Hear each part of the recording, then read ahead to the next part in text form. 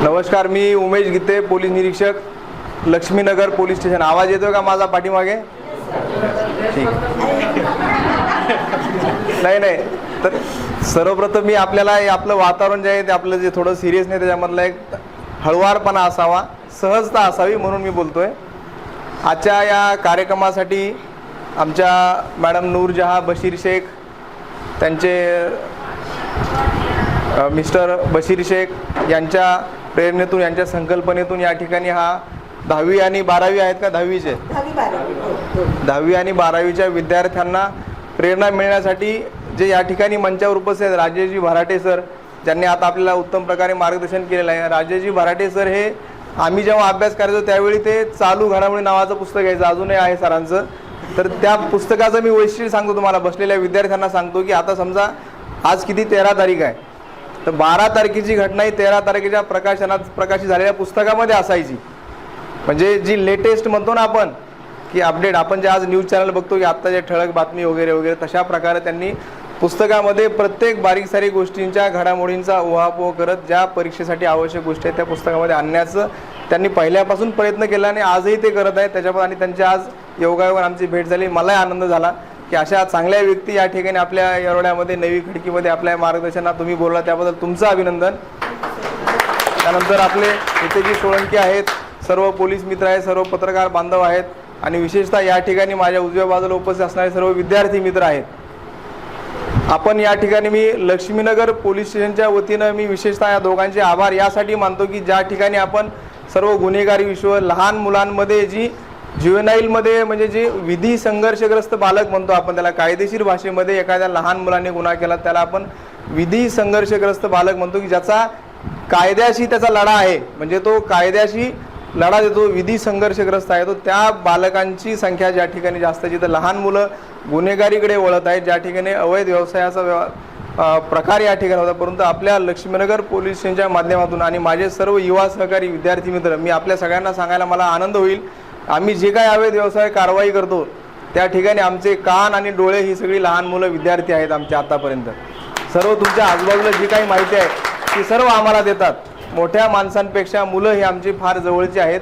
त्यांच्याकडून आम्हाला जशाला तसं हुबेहूब माहिती मिळते आणि त्याच्यावरून आम्ही कारवाई करतो आणि आम्हाला त्यामध्ये यश मिळतं, यश मिळत आलेलं आहे. त्याच्यामुळं आम्ही विद्यार्थी आमचे मित्र आहेत, विद्यार्थ्यांसोबतच आम्ही या ठिकाणी कारवाई करत आहोत. या येरवडा विभागामध्ये आपण बघितलं तर आपला विभाग हा त्या दृष्टिकोनातून एक झोपडपट्टी टाईप किंवा त्या विकसित होत असलेला आपला हा भाग आहे. वेगवेगळ्या प्रांतातून, वेगवेगळ्या भागातून या ठिकाणी सर्व धर्माचे एकत्र राहणारे ही लोक आहेत. त्यामध्ये विशेषतः गुन्हेगारीकडे वळण्याचा जो कल होता तो आता नुकताच कमी होत आहे. परंतु गुन्हेगारीकरण जे लहान मुलांच्या डोक्यामध्ये जर शिक्षण नसेल तर त्यांची आपोआप पावलंही गुन्हेगारीकडे आणि नशेकडे वळतात. म्हणून या ठिकाणी शिक्षणाचा एक प्रसार करणं, शिक्षणाविषयीची विद्यार्थ्यांच्या मनामध्ये आवड निर्माण करणं हे आवश्यक काम आहे. या ठिकाणी या लहान विद्यार्थ्यांमध्ये जी त्यांचे आईवडील दिवसभर कामाला असतात या ठिकाणी, आणि कामाला गेल्यानंतर ती मुलं दिवसभर कोण शाळेत जातं, कोण गेला किंवा नाही हे सुद्धा बघायला त्याच्या आईला वेळ नसतो. ती आई येते संध्याकाळी 8-9 वाजता, मला दिवसभर मुलगा गेला होता, आलाच नाही घरी, मग आमचे पोलीस शोधणार, आणणार, म्हणजे अशा असंख्य गोष्टी आम्ही दररोज बघतो, पाहतो. त्यांच्या समस्या सोडवण्याचा आम्ही प्रयत्न करतो. पण त्यामध्ये आम्हाला एक निदर्शनास आले की या ठिकाणी विद्यार्थ्यांच्या शिक्षणासाठी, म्हणजे जी लहान मुलं आहेत त्यांना शिक्षणाची फार आवश्यकता आहे.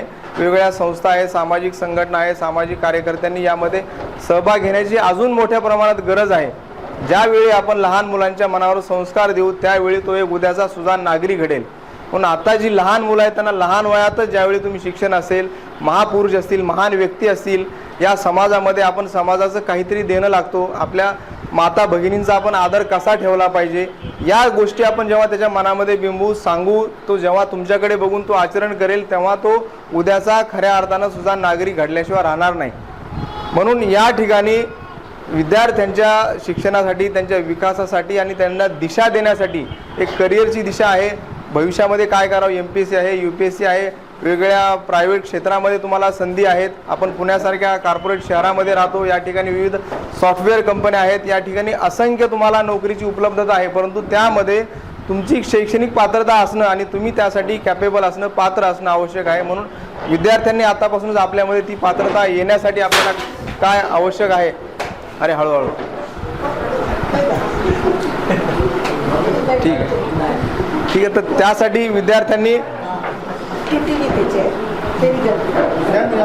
हां, तर विद्यार्थ्यांनी आतापासूनच त्यांच्या करिअरकडे लक्ष देणं आवश्यक आहे. आपल्या आजूबाजूला असणारे जे काही गुन्हेगारी प्रवृत्तीची मुलं असेल त्यांच्याविषयीची आम्हाला माहिती द्या. आमचा सगळ्यांना आता पोलिसांना तुम्ही संपर्क करायचा असेल तर कोणता नंबर लावता? कोणता नंबर लावता? 112. बरोबर, परफेक्ट. आता 112 आहे, अगोदर 100 पण आहे आणि 112 पण आहे. 112 वरती कॉल करा.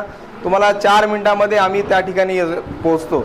आपल्या या ठिकाणी आमचा रिस्पॉन्स टाईम जो आहे, आम्ही तुमचा कॉल आल्यापासून आम्ही तुमच्यापर्यंत मदतीला जो पोहोचतो तो आमचा रिस्पॉन्स टाईम आहे, आम्ही काउंट करतो.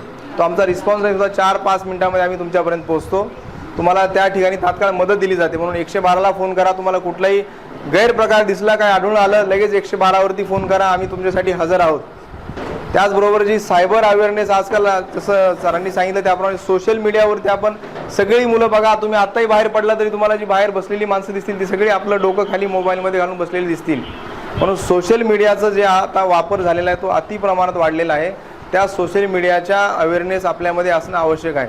सोशल मीडियाचा कितपत वापर करावा, कोणतं ॲप्लिकेशन माझ्यासाठी आवश्यक आहे, इंस्टाग्राम असेल किंवा दुसरे चॅटचे वगैरे वेगळे ॲप्लिकेशन्स आहेत, त्याचा तुम्ही चांगला वापर करू शकता. परंतु त्याच्यामध्ये एकदा तुम्ही गेला ते रील्स आणि स्क्रोलिंग तुमचं सुरू झाले की तुम्हाला त्याच्यामध्ये खिळून ठेवता आणि तासनतास तुम्ही ते बघत बसता. आणि जेव्हा तुम्ही ते बंद करता आणि विचार करता की मी इतक्या वेळ काय केलं आणि याचा मला काय फायदा झाला, तर त्याचं उत्तर शून्य असतं. म्हणून सोशल मीडियामध्ये आपण किती गुंतलं जावं याचं आपलं स्वतःवर नियंत्रण असलं पाहिजे. प्रत्येकानं आपल्या मोबाईलमध्ये काही ॲप्लिकेशन्स आहेत वेगवेगळे. युअर आवर नावाचं एक ॲप्लिकेशन आहे की तुम्ही कोणतं ॲप्लिकेशन किती वेळ वापरता, तुम्ही त्याचा किती यूज करता, मिसयूज करता, तुम्हाला ते ॲप्लिकेशन टायमिंग तुमचं देत असतं. तर अशा प्रकारे तुम्ही युक्त्या वापरा. तुमचा मोबाईलमधला जो वापर आहे तो अतिवापर तो कमी होईल. तुमचं स्वतःवरचं सेल्फ कंट्रोल असेल. त्यानंतर सोशल मीडियाच्या अतिवापरामुळे जे सायबर क्राईम घडतायत की तुमचा OTP आलेला आहे, तुम्हाला आता किडनॅप केलेला आहे किंवा तुमच्याकडून असा फ्रॉड झालेला आहे, तुम्ही ड्रग्ज मागवलेला आहे किंवा तुमचं लाईट बिल आलेलं आहे, वेगळ्या असंख्य नाना क्लुप्त्या वापरून ते काय करतात, घरी बसले त्या माणसाला फसवतात. तुमच्या अकाउंटमध्ये असलेलं बॅलन्स काढून घेतात. आत्ता कालची गोष्ट आहे की शिकलेले किंवा रिटायर झालेले व्यक्तीसुद्धा त्यामध्ये सहज फसतात. काहीतरी OTP सांगायचा किंवा काहीतरी त्यांना तुम्ही एक क्राईम केलेला आहे, तुमचा हाच नंबर आहे का, तुमचा आधार कार्ड नंबर, मग तो त्यांनाच विचारतो, त्यांच्याकडूनच कन्फर्म करून घेतो आणि परत सांगतो की हा तुमचा आधार कार्ड नंबर आहे, ह्याच्यावरून असं आलेलं आहे, आम्हाला रिक्वेस्ट आलेलं आहे, आमच्याकडे आहे. मग कुठलं तरी फेक ID पोलिसांचं दाखवतो. पोलीस ड्रेस घातलेला माणूस कुठेतरी व्हिडिओ कॉलवर असतो. आपण 1-1 तास ती माणसं व्हिडिओ कॉलमध्ये, आपली डिजिटल अरेस्ट नावाचा प्रकार आहे, माहिती आहे तुम्हाला? डिजिटल अरेस्ट म्हणजे त्या माणसाला एवढी भीती दाखवतात की तो माणूस त्याला सांगतात की तू या खुर्चीवरून उठलास तर आम्ही असं करू तसं करू, अशा प्रकारची तुला परिणामांना सामोरं जावं लागेल. म्हणून डिजिटल अरेस्ट सारखा प्रकार त्या सोशल मीडियाच्या अतिवापरामुळे झालेला आहे. म्हणजे आपली जागरूकता नसेल तर आपल्याला सोशल मीडियाचा कसा गंभीर परिणाम व्हावा लागतो याचं डिजिटल अरेस्ट किंवा सायबर फ्रॉड एक उदाहरण आहे. म्हणून सायबर फ्रॉड तुमच्यासोबत झाला असेल तर 1030 नंबरला आपल्या फोन करा. तुम्हाला तुमची सायबरची जे कंप्लेंट असेल त्याविषयी आमच्याकडून तात्काळ त्याचा प्रतिसाद मिळेल. तुमच्या अकाउंटमधून पैसे गेले असतील तर जे अकाउंट आहे ते आमच्या नॅशनल सायबर क्राईम टीमकडून तुम्हाला त्या जे अकाउंट आहे त्या अकाउंट तुमचं ब्लॉक होईल. तुमच्या अकाउंटमधून ज्या 1, 2, 3, 4, 5 लेअरला ते पैसे गेलेले असतील तर ज्या ठिकाणी ते असतील त्या ठिकाणी ते ब्लॉक होतात आणि ते पैसे आम्ही रिकवर करून नंतर तपासामध्ये त्या बँकेकडून आम्ही रिकवर करून त्या परत त्या बँकेमध्ये तुमच्या अकाउंटला किंवा त्या कोर्ट प्रोसिजर आम्ही परत देतो. म्हणून तुमचा जो संवाद आहे पोलिसांसोबतचा आता असला पाहिजे, प्रत्येक स्टेजला असला पाहिजे. पोलीस आपले मित्र आहेत हे जेव्हा तुम्हाला वाटेल त्यावेळेला तुमची समस्या राहणार नाही. ती समस्या तुमची आणि आमची असेल. तुम्ही आणि आम्ही मिळून एकत्र मिळून ती समस्या आपण सॉल्व्ह करणार आहोत. त्यासाठी तुमचा सहभाग, तुमचा पोलिसांवर असलेला विश्वास असाच असला पाहिजे, तो वृद्धिंगत झाला पाहिजे. आणि आजच्या या कार्यक्रमाच्या निमित्तानं मी एवढं सांगतो की नूरजहां शेख असेल किंवा असतील बशीर शेख असतील, ही सर्व मंडळी आहेत, या सर्वांनी त्यांचे पोलीस मित्र मंडळातील सर्व सहकारी आहेत, त्यांनी एक अत्यंत स्तुत्य उपक्रम या ठिकाणी राबवला आहे. आपल्या सर्वांचं सहकार्य आहे. तुम्ही आम्ही सर्व आपण या ठिकाणी त्यांच्या कार्यक्रमामध्ये आपण सहभागी आहोत. म्हणजे आपण त्यांच्या सोबत आहोत. या चांगल्या कामामध्ये आम्ही कायम आपल्यासोबत आहोत. आमचं लक्ष्मीनगर पोलीस स्टेशन असेल, आपल्याला या चांगल्या कामामध्ये, विधायक कामामध्ये आम्ही नेहमी आपल्यासोबत आहेत. गुन्हेगारांविषयी आम्ही नेहमी कठोर आणि कडक भूमिका आमची असते. त्यासोबतच आम्ही चांगल्या प्रकारे आमची भूमिका असते. या विद्यार्थ्यांना आजच्या कार्यक्रमाच्या निमित्तानं त्यांनी एवढंच घेऊन जावं की आपण काहीतरी चांगलं या ठिकाणाहून बनावं, एक देशाचं चांगलं नागरिक बनावं. करिअरच्या असंख्य वाटा तुम्हाला असतील. तुम्ही इंजिनियर व्हा, डॉक्टर व्हा किंवा अजून काय करायचं ते करा. इव्हन कुठला जॉब करा किंवा आपला व्यवसाय करा छोटा मोठा जे असेल ते, परंतु ते करताना आपल्या मनामध्ये आपण या समाजाचं, आपल्या आईवडिलांचं काहीतरी देणं लागतो, या समाजासाठी आपण काहीतरी उत्तरदायित्व आपलं आहे ही भावना आपल्या मनामध्ये कायम असावी. आपल्या समाजामध्ये यांच्यासारखी चांगली काम करणारे व्यक्ती आहेत, त्यांचा सुद्धा आपण आदर्श समोर ठेवून आपण समाजासाठी काहीतरी करावं, एवढाच या ठिकाणी संदेश आपण या ठिकाणाहून आपण सोबत घेऊन जावा. एवढाच मी शुभेच्छा देतो तुमच्या पुढील वाटचालीला, आणि या तुमच्या पोलीस मित्र मंडळाला सुद्धा आमच्याकडून शुभेच्छा देतो, आणि आम्हाला आमंत्रित केलं त्याबद्दल सर्वांचे आभार.